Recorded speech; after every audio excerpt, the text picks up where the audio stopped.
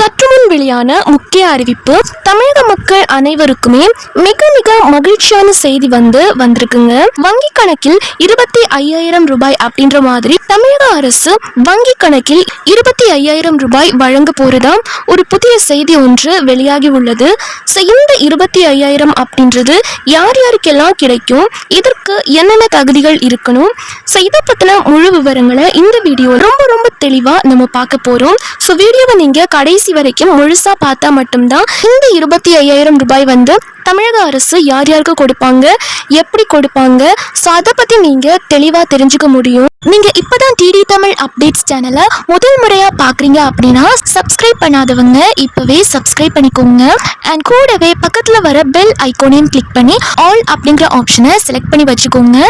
அப்பதான் நம்ம அடுத்தடுத்து போடக்கூடிய அனைத்து புதிய தகவல்களும் உங்களுடைய மொபைலுக்கு உடனே நோட்டிபிகேஷனா சேரும். அண்ட் வீடியோக்குள்ள போறதுக்கு முன்னாடி இந்த வீடியோ உங்களுக்கு பிடிச்சிருக்கு அப்படின்னா லைக் பட்டனை கிளிக் பண்ணி லைக் பண்ணிக்கோங்க.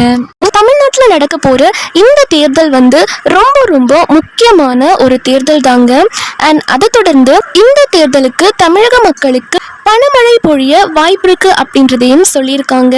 ஏற்கனவே பணமழை அப்படின்றது பொழிய ஆரம்பிச்சிருச்சு. ஏற்கனவே தமிழக அரசு பாத்தீங்க அப்படின்னா ரூபாய் 5,000 அப்படின்றது மகளிர் உரிமை தொகையாக கொடுத்திருந்தாங்க. அதாவது கலைஞர் மகளிர் உரிமை தொகை திட்டத்தின் கீழ் குடும்ப தலைவிக்கு மாதம் தோறுமே 1,000 ரூபாய் அப்படின்றத தமிழக அரசு கொடுத்துட்டு இருக்காங்க. இதை தொடர்ந்துதான் இந்த ரூபாய் 25,000 அப்படின்றது தமிழக அரசு மக்களுக்கு கொடுக்க போறதா சொல்லியிருக்காங்க. இது எதன் அடிப்படையில் கொடுக்க போறாங்க அப்படின்றதையும் நம்ம தெளிவா பார்க்க போறோம். ஆல்ரெடி நம்ம டிடி தமிழ் அப்டேட்ஸ் சேனல்ல பிரதமர் மோடி, அதாவது மத்திய அரசு வங்கி கணக்குல 12,000 ரூபாய் கொடுக்க போறத பத்தின நியூஸ் அப்லோட் பண்ணியிருந்தோம். இன்னொரு பக்கம் திமுக அரசு பாத்தீங்க அப்படின்னா 5,000 ரூபாய் அப்படின்றத பெண்களோட வங்கி கணக்குல செலுத்தினாங்க.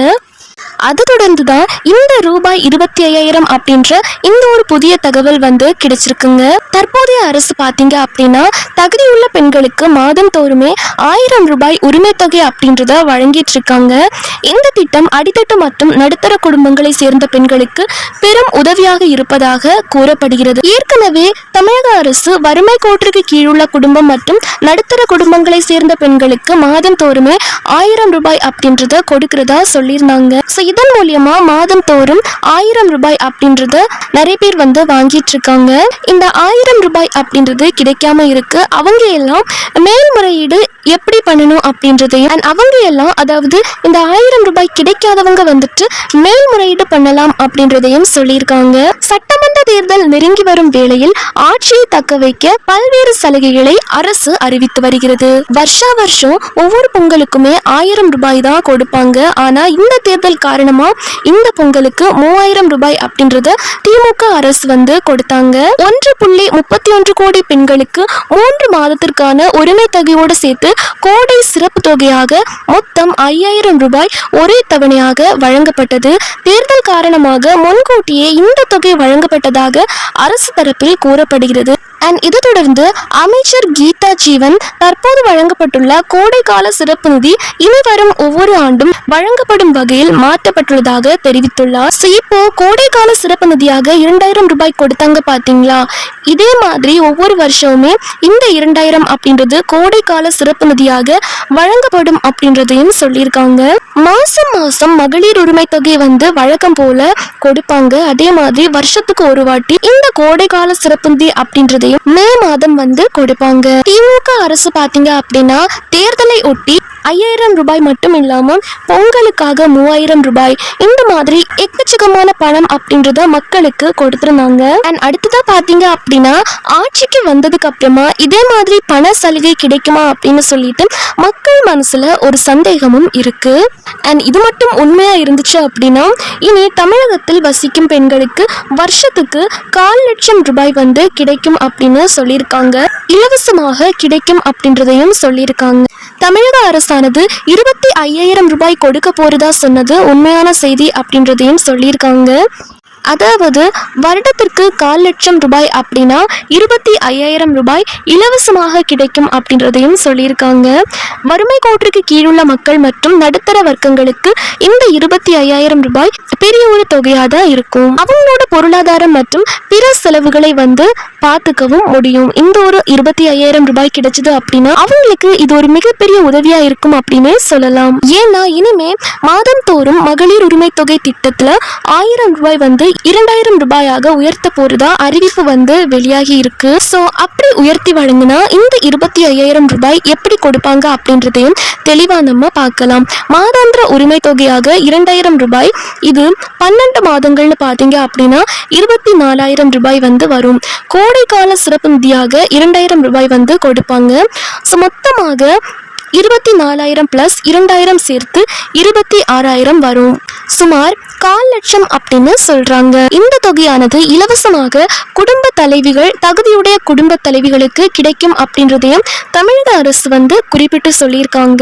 இந்த 25,000 ரூபாய் நீங்க வாங்கணும் அப்படின்னா ஏற்கனவே உரிமை தொகையில 1,000 ரூபாய் வாங்காம இருக்கீங்க, இல்ல விண்ணப்பிக்க தவறியவர்களுக்கும் மீண்டும் வாய்ப்பு கொடுத்திருக்காங்க. இந்த திட்டமானது எந்த கட்சி ஆட்சிக்கு வந்தாலும் தொடரும் என்பதால் இதுவரை தகுதி இருந்தும் சில காரணங்களால் நிராகரிக்கப்பட்டவர்கள் மீண்டும் விண்ணப்பிக்கலாம் அப்படின்றதையும் சொல்லியிருக்காங்க. அதாவது இந்த திட்டமானது இந்த 25,000 ரூபாய் அப்படின்றது எந்த கட்சி ஆட்சிக்கு வந்தாலுமே கண்டிப்பா இருக்கும் அப்படின்றதையும் சொல்லியிருக்காங்க. இந்த விஷயம் நிறைய பெண்களுக்கு தெரியாம தான் இருக்கு. மகளிர் உரிமை தொகை 1,000 மட்டும் வாங்கிட்டு இருப்பாங்க. ஸோ இனிமேல் மகளிர் உரிமை தொகை 2,000 ரூபாயா கிடைக்க போகுது. அதனால மிஸ் பண்ணாம நீங்க விண்ணப்பிச்சுக்கோங்க. மாசம் 2,000 அப்படின்னு பார்த்தா கூட வருஷத்துக்கு 24,000 ரூபாய் அப்படின்றது கிடைக்கும். பிளஸ் அதோடு சேர்த்து கோடைக்கால சிறப்பு நிதியாக 2,000 அப்படின்னு சொல்லிட்டு மொத்தம் வருஷத்துக்கு 26,000 ரூபாய் அப்படின்றது கிடைக்கிறதுக்கான வாய்ப்புகள் இருக்கு. கண்டிப்பா கிடைக்கும் அப்படின்றதையும் தமிழக அரசு குறிப்பிட்டு சொல்லியிருக்காங்க. இந்த திட்டத்திற்கு தேவையான முக்கியமான ஆவணங்கள் என்னென்ன அப்படின்னா குடும்ப அட்டை தேவைப்படும். அடுத்ததா ஆதார் அட்டை தேவைப்படும்.